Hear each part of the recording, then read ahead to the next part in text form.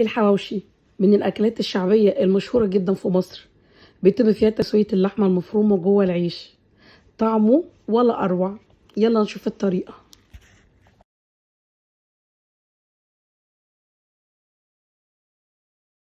مكونات الحواوشي: لحمة مفرومة، بصل، طماطم وفلفل والبهارات. هفرم البصل في الكبة، هنعمه بس مش قوي، اخليه كده. هصفي البصل كويس من الميه بتاعته واضيفه على اللحمه. قشرت الطماطميه من القشر بتاعها وهبشرها في المبشره، وهضيف الطماطميه المبشوره على البصل، وهبشر كمان الفلفل، وهضيف الفلفل المبشور.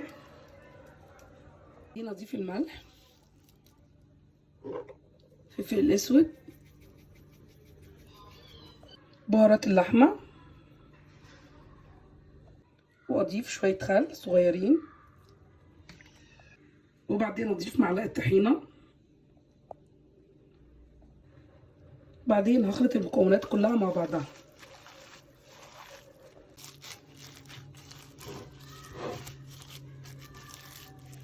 لحد ما تجانس كله مع بعضه.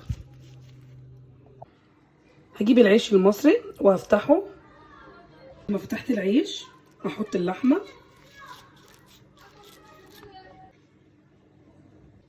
بعدين اجيب شويه زيت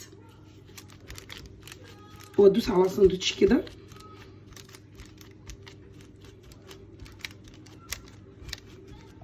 وبعدين ادخله الفرن.